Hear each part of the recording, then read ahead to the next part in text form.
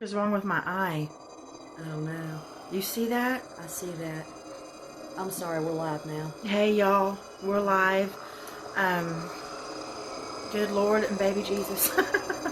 um, we just had an experience, wouldn't you say?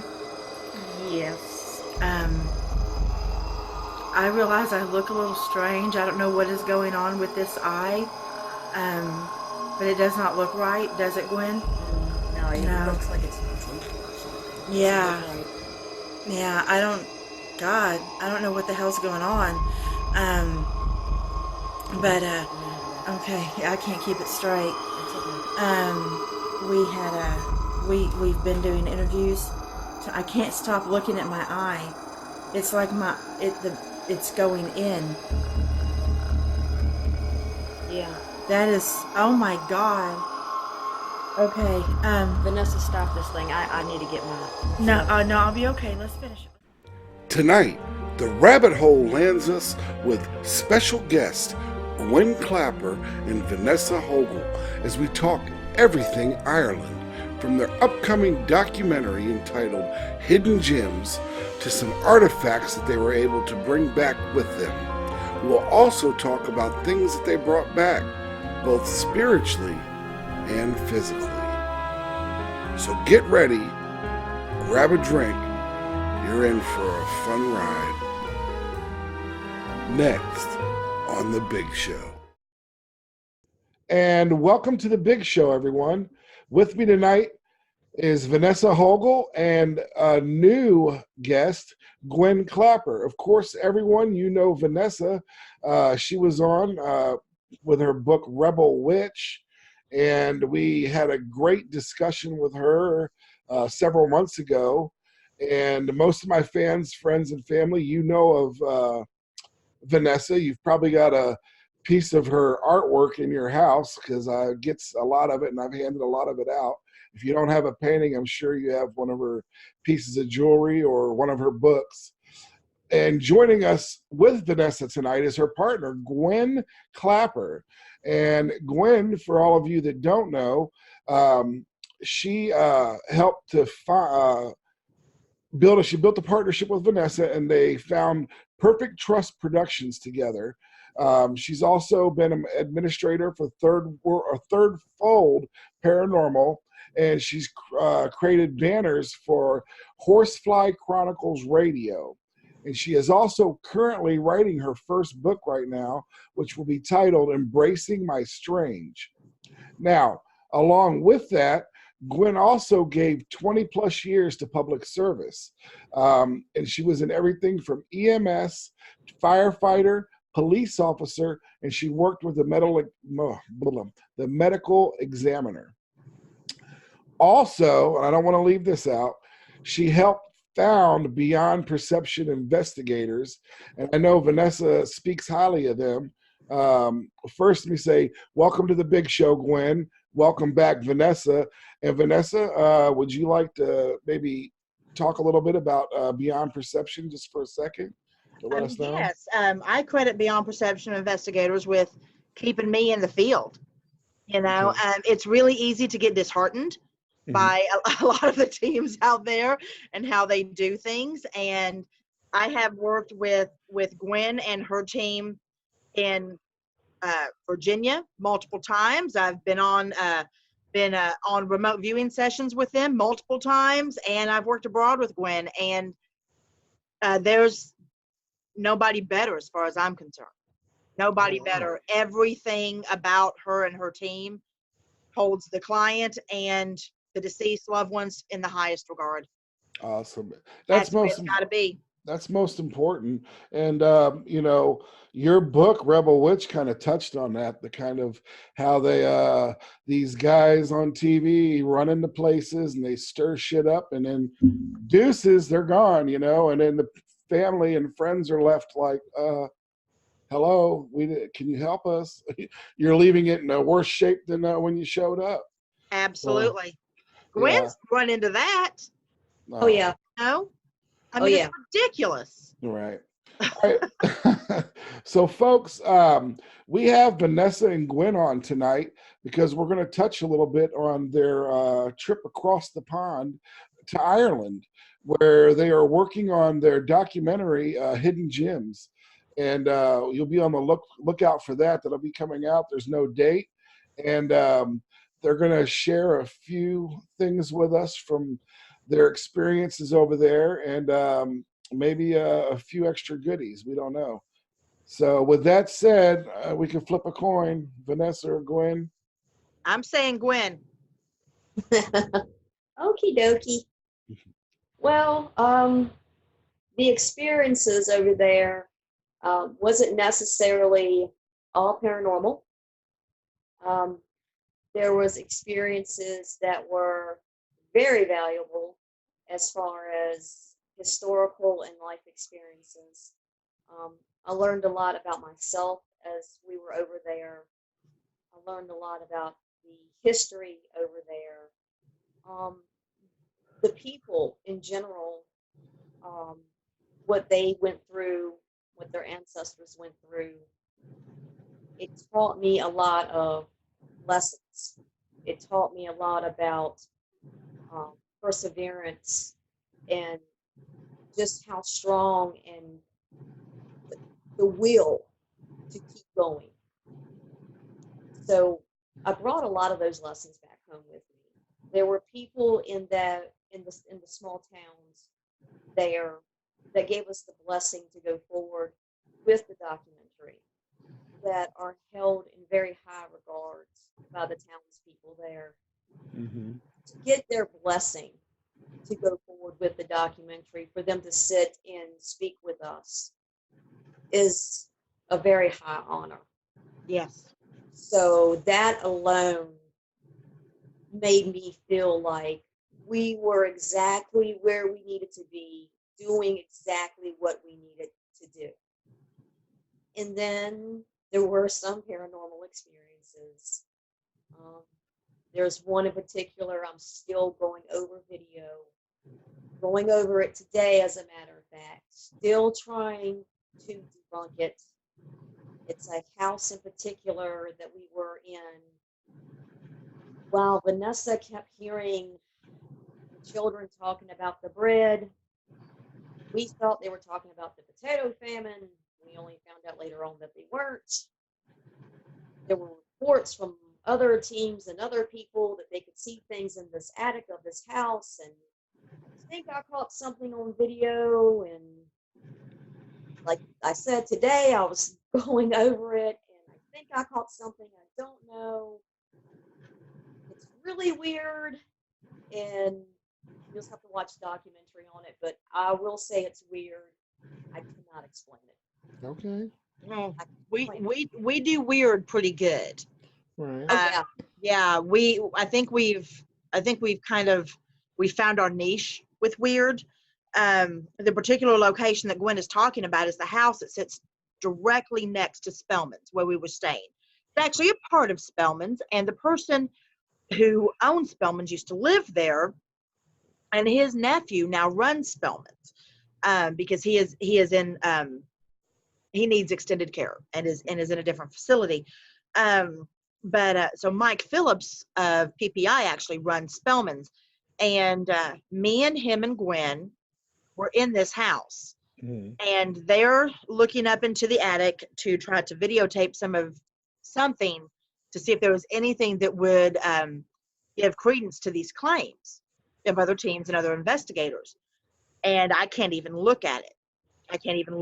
I have my face against the wall, and I'm just saying over and over and over and over and over again that they're hungry. The bread is moldy. They have no food. They can't eat. They're hungry. And for those who have followed me for a long time, normally I don't have a recollection of these particular instances when something like that happens, but I'm getting better. I am learning from my mistakes, and I'm starting to keep a little bit of myself in there so that I have recollection. And so I do remember this. But Gwen, in her infinite wisdom, saw things going south in a hurry. And and her and Mike got me out of there. Bless them. And Gwen got me back into the room, and we were going to do a quick live feed once I got my sea legs back. And we started to do that. And it was very interesting because in this live feed that's on Facebook, that I'm still going to have to find some way to pull that, Gwen, so we can put it in there. Yeah.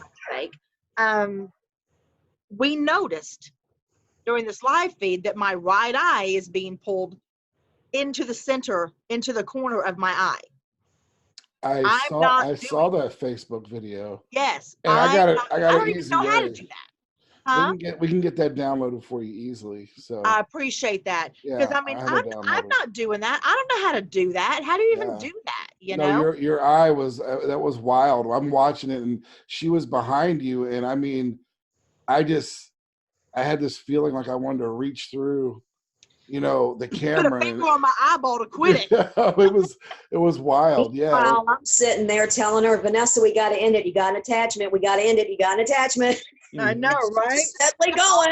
Video, and I'm just like, no, we got this, It almost reminded me of the story that you told about when you were in Virginia and you burst out of the house running barefoot.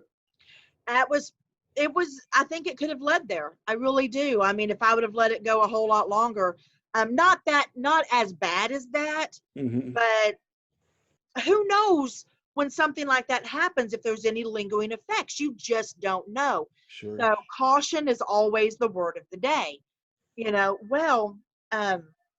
Gwen was able to do her special little magic and get that released for me. That wasn't the night that the electricity went out, was it? No, that was a different thing. We'll get into that later, or during the documentary. People, y'all gonna have to watch this shit to see it, okay? Yeah, don't give it all away.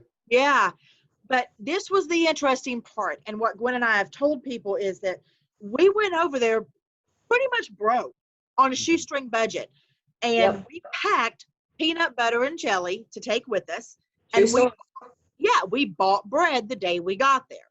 We bought it the day we got there, and we had eaten from this bread that day.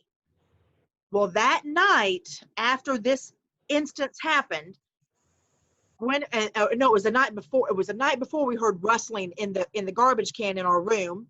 Yep. And in our room, we had heard rustling. The next day, we do this house. We come back. I have that experience. She gets it out of me. We wake up the next morning after having eaten from this same loaf of bread, the entire loaf of bread being covered in mold. That is wild. That doesn't happen overnight. That doesn't. You might get one or two little specks, but we took pictures. The entire loaf is covered. Yep. The whole top of it. And that is when we knew what the kids meant. They had been rustling in our bedroom, these spirit children, looking for food, going through the trash can looking for food. And that happens. They're trying to tell us there's nothing to eat. There's nothing to eat. The bread is moldy. We wake up the next morning, the whole loaf of bread is moldy. Wow. Yeah. Man. That's going to sound really stupid to some people, and I don't care. No. But to us, that was like, oh, okay. Yeah. Now we understand. That to me, and people can argue with me all day long, I'll sit down and hash it out with anybody. I don't give two shits. Right. That's intelligent interaction. Absolutely. Period. And that was giving you a piece of the puzzle. Yeah. But the final straw, which we will reveal in the documentary, the final straw for me was when we found out the meaning of Vanessa's eye. Oh, yeah. Okay. All right. Yeah. You hear that, folks? That sealed it for me. Yes. All that we will say in regards to that is the day after seeing the live feed video, a dear friend of mine from England contacted me and said, Vanessa, look into this particular disorder. And we did. And what causes it has a direct connection. Okay. Very interesting. Very interesting. It really is. That's what people don't understand. Synchronicities. It's all about synchronicities. Everyone expects, well, not everybody, I'm making a blanket statement and I hate those, but a lot of people expect that you sit down with the spirit, they tell you their entire life story, and that's the only proof you're ever going to need that they exist. Bullshit. They tell you what they can. They show you how they can. It would be too freaking easy if they sat down and told you everything. Sure. You know? Mm-hmm. It was amazing. We had a lot of those, Gwen. Oh, yes. Now, I was think, this, you yeah. said this was in a building that was attached to the hotel you were staying in? It's part of the motel that we're staying Okay. at, but it's not directly attached. It's about 20 feet away. Now, are both those locations known for any type of paranormal activity? Yes. Yes. They are. Sorry, I got to get a little more comfortable. So when this is on video, it's going to look fucked up. Yes, they are. The funny thing is, like Mike, like I said, who runs Spellman, he did not ask us to come over there and prove Spellman's was haunted. He's had a few teams over. They've all done their investigations. They've had their own experiences, and they disclose what they think. He told Gwen and I specifically, you can come over here and say you don't feel a damn thing, and you can publicize it. Be honest, because he's all about the honesty when it comes to that. Mm-hmm. That is exactly how Gwen and I went about it. If we didn't have any experiences at Spellman's, we would have said we didn't have any experiences at Spellman's. Okay. Fact is, we had a lot. And also what I liked is he didn't disclose everything that the other people experienced. He waited until we disclosed what we experienced, and come to find out, we experienced a lot of the same things that the other people experienced. So it was a form of confirmation. Okay, Oh, yeah. absolutely. The funny thing for him is I think we kind of shocked him. I mean, he's only known me and Gwen on social media, and I've only met him once in person, 2 years ago or something like that, or a year ago, for 30 minutes, just having coffee. So all he knew about us was what he's seen on social media and talking to us. And so for Gwen and I to both walk into Spellman's and immediately go to the left down the first hallway, which has a particular meaning. We're going to leave that for the documentary. Yep. That kind of shocked the hell out of him, because he's like, really? Immediately? And I'm like, yeah, you got to go down there because that's where the action is. I was like, come on, let's go down there. Yep. I love it. Yeah. He couldn't believe it. But if you open yourself up enough and you pay attention to what's around you and you listen, I don't mean to sound crazy, but if you listen to the little voices inside your head, they'll tell you where to go. It's that simple. Yeah. They will. And the less clouded you are, and when I say clouded, I mean everyday medicines, anything. The less clouded you are inside, the stronger your perception will be to see the, especially with ladies like yourselves who actually can tap in. I have no abilities. My mother, on the other hand, she's an empath, and she's getting stronger with age, and she's almost fully blind. And since she's become fully blind, she now has where she can touch your hand and hold your hand, and she can tell you exactly what is going on with you, what has happened for like the last month, and she'll be spot on. And she's never really embraced it, and she's pushing 70, and she's always kept it to herself because growing up, she tried to let it out, and she was labeled a nut. Oh yeah. And you got to go back to the 40s and 50s. So they would immediately throw you in an institution back then if you talked like that. So she always kept it to herself. And now that she's older, and she doesn't just let it out to the world, but and I've noticed, and she's noticed with her going blind, her senses have just opened up. So I get it.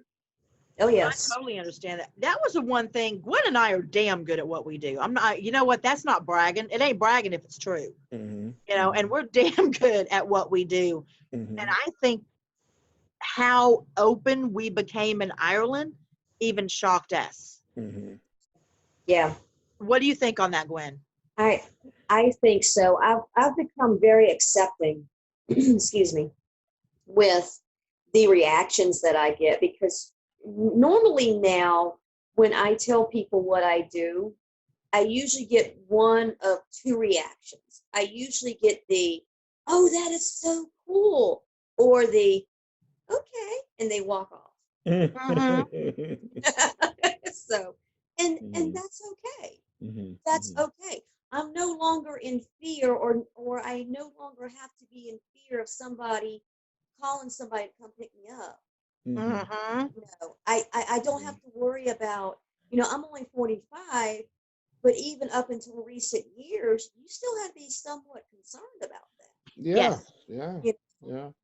I think that's the only good thing that TV's done for us, is it's made it more it's made the public more aware to the parapsychology part of it, the psychic part of it, that there is a veil there, and so it's more, people are more apt to be like, oh, okay, and accept it and move on, whereas before, they're like, Right. Well, it's You kind of know. like witchcraft. It kills Yeah. me. There's a meme out there that's so freaking perfect. It says nobody believes in witchcraft until you ask them for their hair. Right. Right. But I tell you what for me, what made it so difficult was working as an EMT. And towards the end of my career, I knew when it was time to step down, because it got to the point that I could hear them so vividly that I could tell that the other people that I was working the calls with could tell that something was up. One of the last calls I worked was a call that there was a young lady that was killed on impact in a car accident. And I would hear them on other calls. But this was so vivid. I was standing there looking at her in the car. Her neck was broke. But I could feel her breath. And she was screaming in my ear to do something. There was nothing I could do. That's too much to ask of anybody. I actually started crying and just kind of stepped off.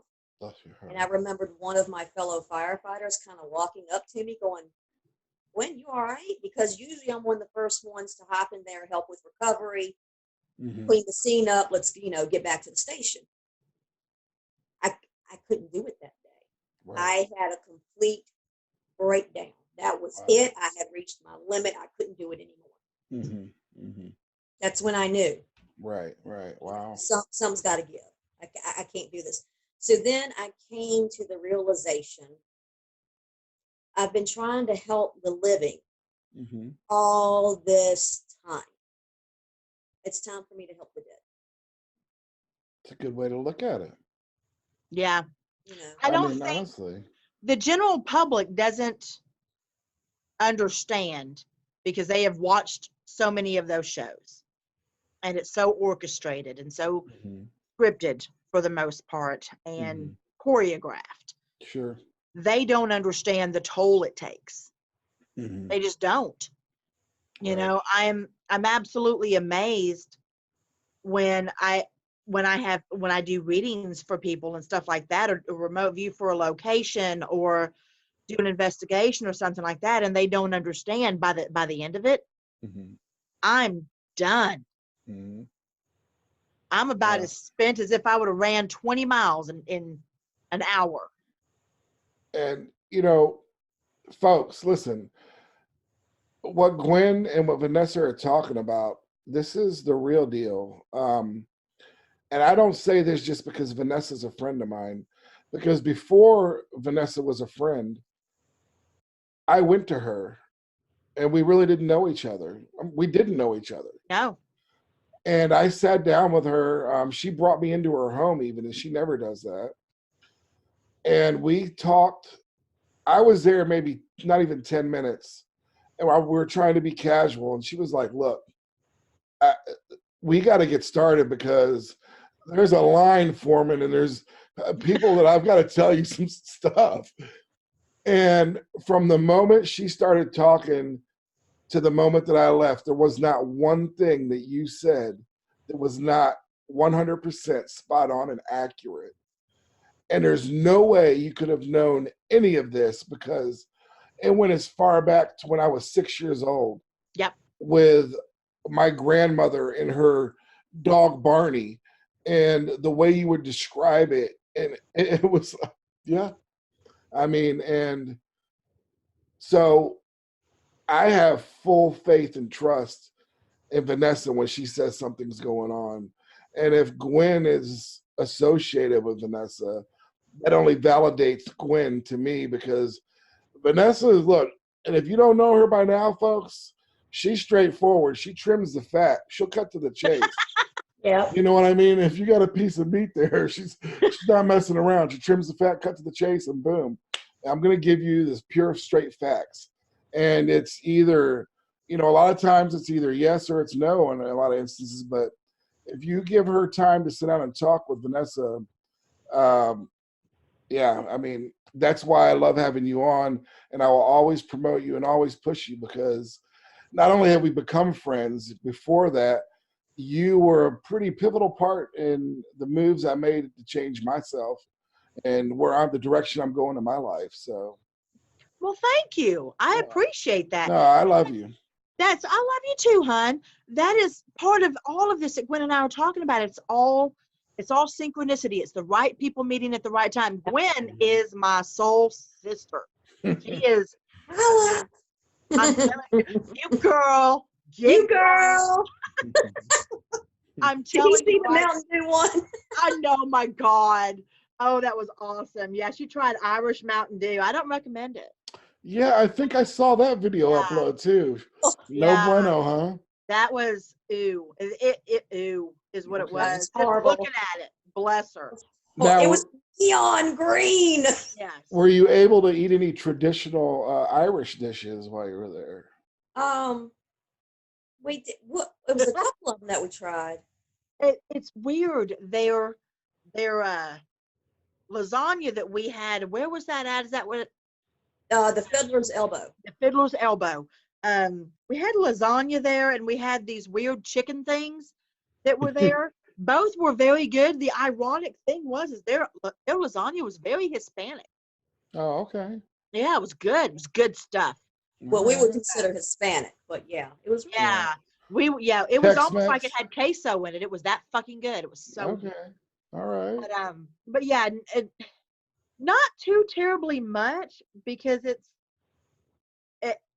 well, I mean, traditional Irish breakfast every morning. We had that. That was wonderful. And their coffee. Oh my gosh.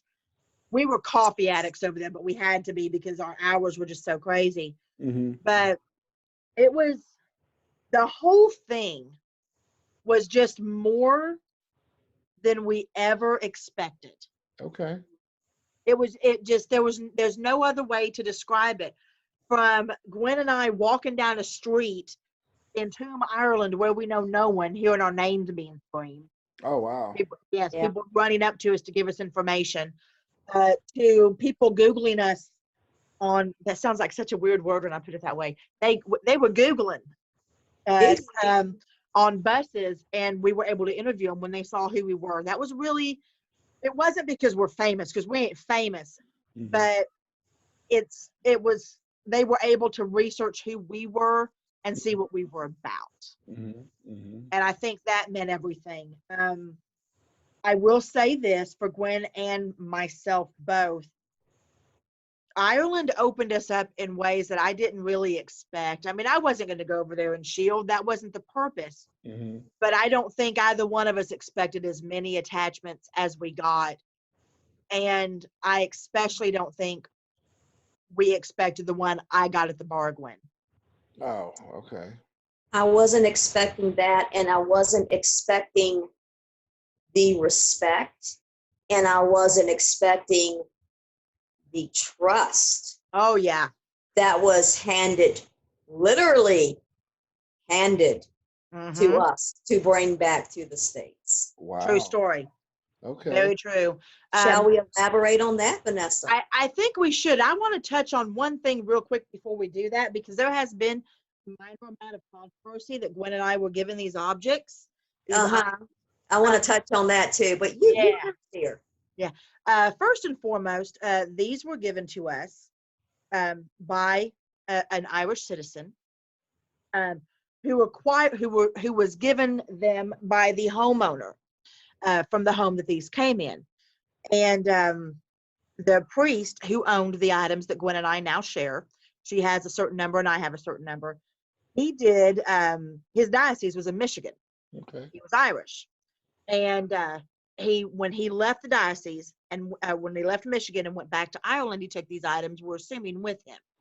He was a priest who was sanctioned and trained by the Vatican to perform exorcisms. Oh. Yes. And we were entrusted with these objects. There were people in Ireland on social media who shall remain nameless, who were really offended by that. So I could be rude and just say, suck it, because that's kind of how I want to be. But the fact of the matter is that it was this person's wish that we have them, because he knew they would be taken care of. Okay. And nobody else's irrelevant opinion trumps that. I'm with So you. if they have anything negative to say or think about it, they can keep it to the damn selves. Okay. Gwen? Okay, my turn. Yep. I would just like to say, as Vanessa had already pointed out, these were items that were personally owned, that were entrusted to us. These items were not discovered on a dig. Therefore, they do not fall under any type of international law that would require them to be turned over to said jurisdiction or anything like that. Should they maybe be housed in some type of a museum setting? Perhaps. But for whatever reason, the private owner of these items felt they would be more secure with us. Okay. This was their decision. That's all I'm going to say. Let's not forget that the priest who owned them originally did not feel that they should end up in an institution's hands. He hid them inside the wall.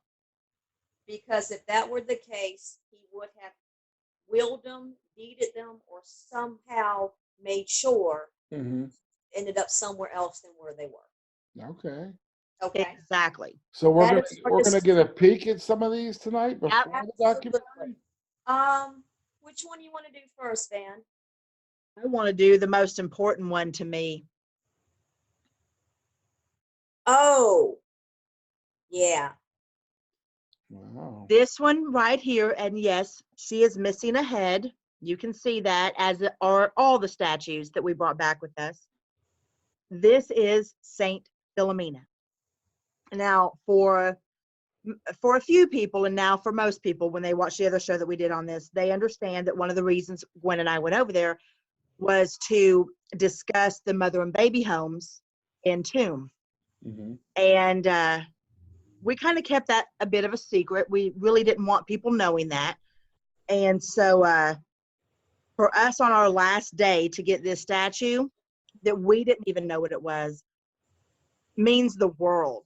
And the reason it means the world is, as you all know, less than a decade ago, a movie was done in Ireland about the mother and baby homes. It was called Philomena. Saint Philomena was a martyred virgin too many moons ago to count. And he is a patron saint of babies, virginity, children, hopeless souls, basically, is what we understand it to be. So for on our last day, for this to be given to us, that meant everything. That cinched it for Gwen and I that we were on the right track. We were on the right track. How old is that? This particular one is not even made anymore. Oh, okay. By the way, Philomena was shot with arrows and sunk with an anchor. Hmm. Yes. Shot with arrows and sunk with an anchor. I believe she was 14 Unreal. when it happened. And she was found like 1,500 years after the fact. She was found in Rome where she was entombed. Oh, wow. Yes. Gwen? Okie dokie. The statue I have, let me get it unraveled here. There we go. All right. This one is Prague. Am I pronouncing that right, Vanessa? The Child of Prague. Child of Prague. Wow. And again, headless. This particular one, they stopped making eons ago too, I believe. They still make it, but not quite this style. Mm-hmm.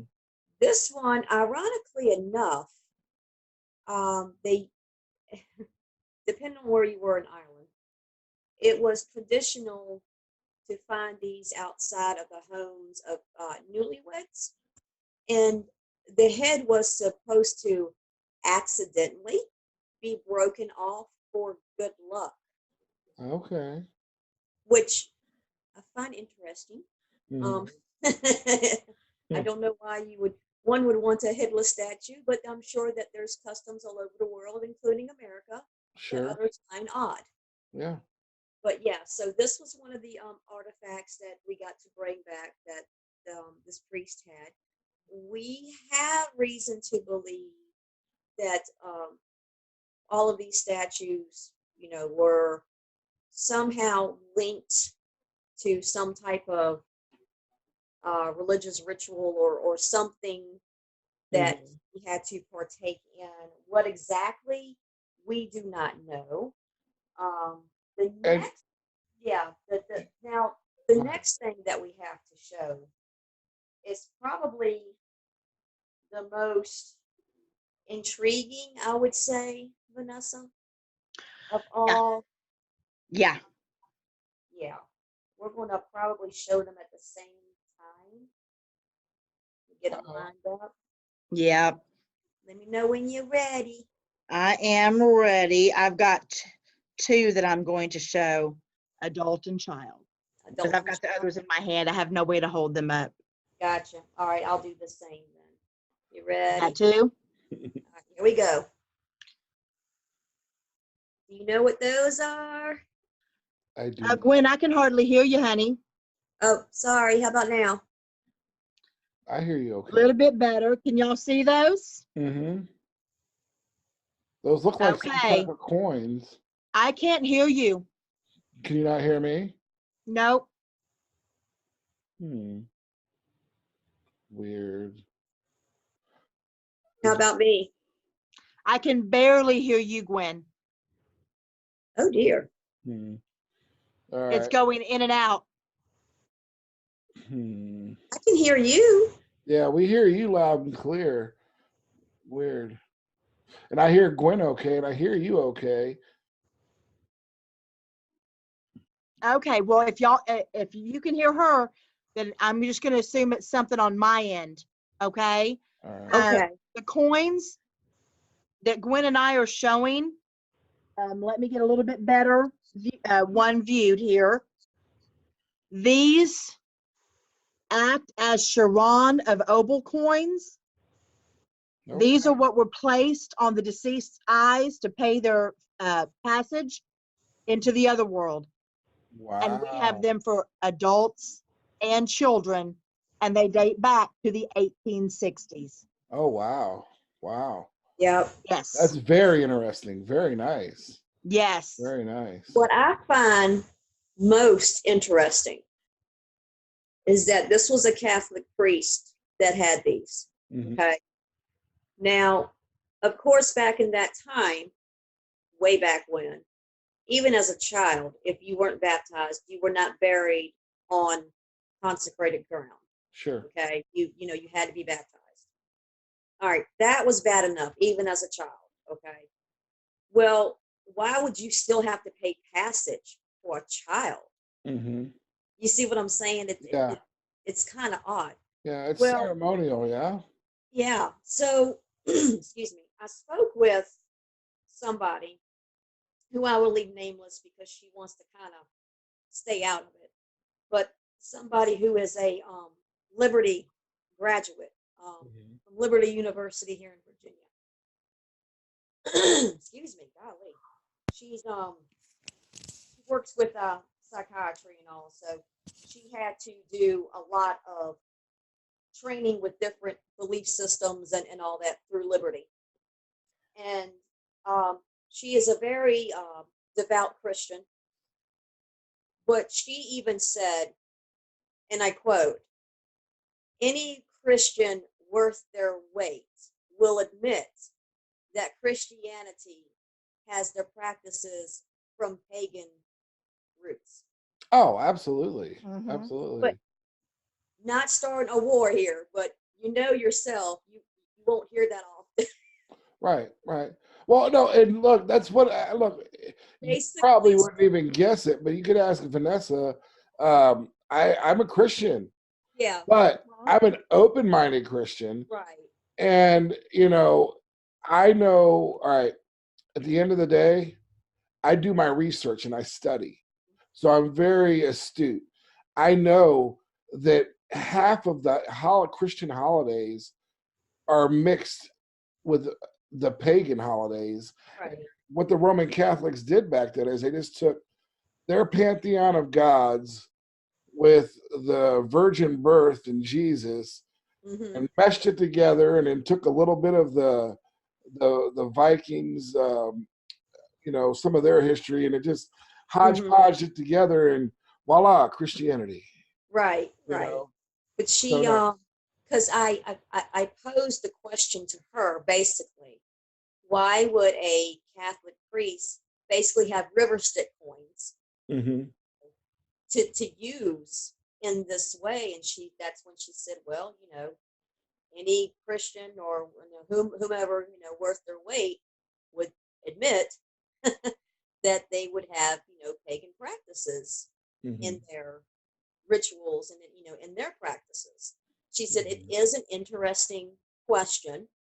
She said, but then again, it could be, you know, something as simple as it may have been just a way of practice, because it could have been maybe he was the only person around, maybe, you know, doing it to help ease, you know, the suffering of people who maybe weren't exactly a practicing Catholic. Maybe he did it as a way to ease them, you know, their suffering, to help to show that their loved one was going to make passage, Right. you know, type of thing. She said it's really, really hard to tell. But what Vanessa has is the most interesting, I think, of all artifacts. And to be entrusted with something such as this is beyond phenomenal. Oh wow! And look at that, we're showing it here. Oh, Show. this is remarkable. And I'm just going to hand the floor over to Vanessa. I had to put on headphones because I could not hear you guys at all. Are we coming through okay now? Okay, yeah, y'all are coming through great now. I don't know what's going on with my computer. I have in my hands here the Last Rites Bible. Wow. From 1888 with handwritten notes in it. Yes. That is amazing. Yes. And it's not that it's in wonderful shape. It isn't. It's not in wonderful shape. And people have asked me, why don't you get it rebound? No, nobody's touching this. No. The very interesting thing is the handwritten notes, and the handwritten notes about the accounts of creation. Oh, wow. Yes. So not only was this a Last Rites Bible that was used for the obvious reasons, but they made their own corrections. Now that's interesting. I don't care who you are. Right. That is really interesting. Yeah, that is that. Wow, that's amazing. Yes. Mm. And it's very, very, very small cursive writing, and it's done in pencil. Now, what people need to realize is all of these items that Gwen and I have that belong to this priest have been in a hidey hole since he died in 1939. Oh wow. Yes, that's when he died. And this bottle of holy water, still full, you can see it right there, still full, has been sitting in that same hidey hole with all of this stuff for 80 years. Oh my goodness. That means you could. I mean, some of that stuff could be, you know, a couple, 2, 3, 400 years old, baby. It was passed down to him. Right. Exactly. Amazing. Wow. I am so. I thank you for sharing that. Look, fans, you're getting a look at something that you're not going to see every day, let alone maybe you might not even see it in your lifetime. And Vanessa and Gwen shared that with us tonight, and that is amazing. They could have saved that for the documentary, which you guys better go check out. Yes. I'll hunt down every last damn one of you. And the reason that we find this so important, and the reason that we take this stuff so seriously, is because if any of this fell into the wrong hands, we already know what would be done with it. We already know. You're talking to two broke women here. Yep. We do not have money. We've done all of this through donations and our own dime, and yet neither one of us would take $1 million for what was entrusted to us. Absolutely. Yeah, that says a lot in itself. Vanessa will even tell you, when Mike first told us that the lady wanted to entrusted us with this stuff, I was very hesitant for the first few days about even accepting the stuff. I was completely nervous because I was like, I don't know if I want to touch this stuff, much less take it back to a home with me. And that was before we even knew what it was, because we didn't know what we were getting. Yeah. Amazing. Now, so you got to visit there at the location you stayed. You brought back some beautiful and wonderful historic artifacts. Did you get to go around and visit any other locations? Oh yeah. Okay. And now, were all of them hot spots, or was there some hit and miss? Oh, thank you for bringing that up, because this was one thing that was so unbelievably important to Gwen and I. We did not have any intention of going over to Ireland and hitting the well-known locations. I've been there before. I've done that. And any TV show out there has been over there and done that. Lep Castle, Hellfire Club, which I've been to both. And do they have activity? Yes, they do. But mine and Gwen's whole purpose was going over there and finding the hidden gems of Ireland. Not what anyone would consider a hot spot, but I tell you what, we got our asses kicked on certain areas with energy, especially where we stayed and the last place we went. Oh wow. We hit paranormal gold.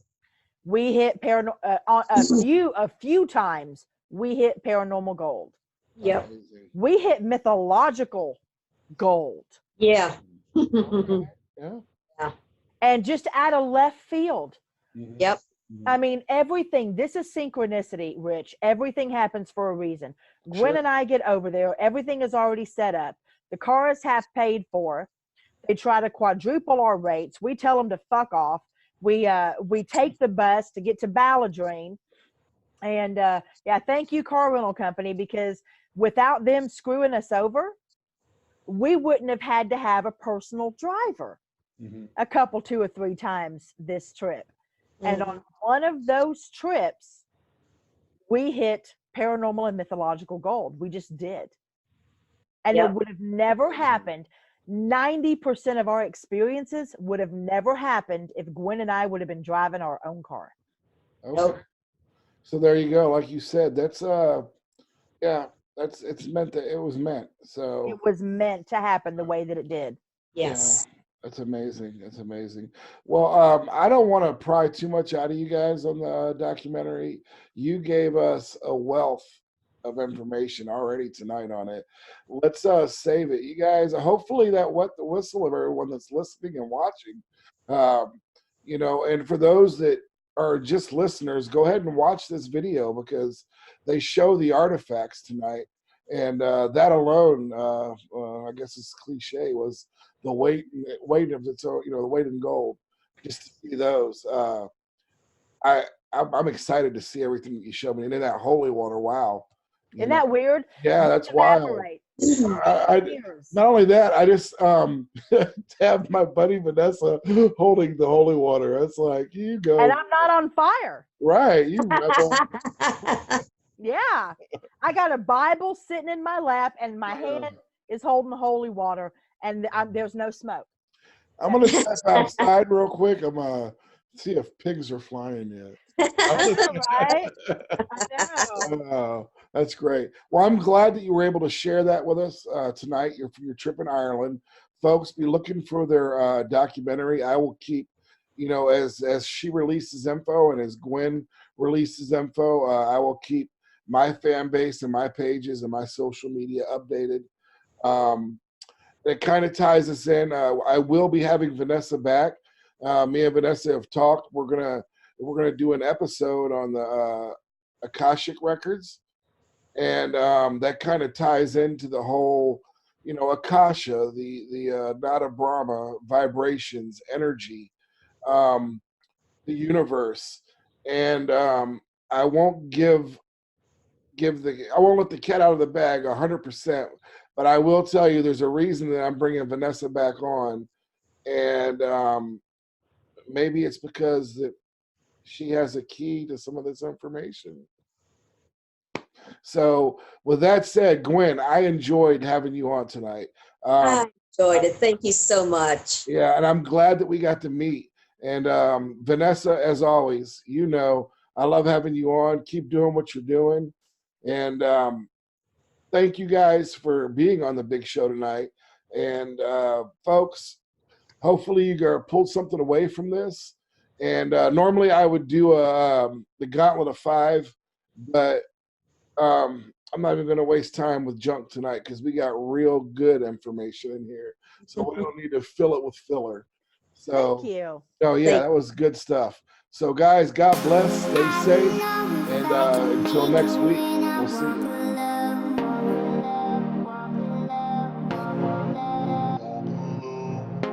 Can somebody come and save me? I just wanna know.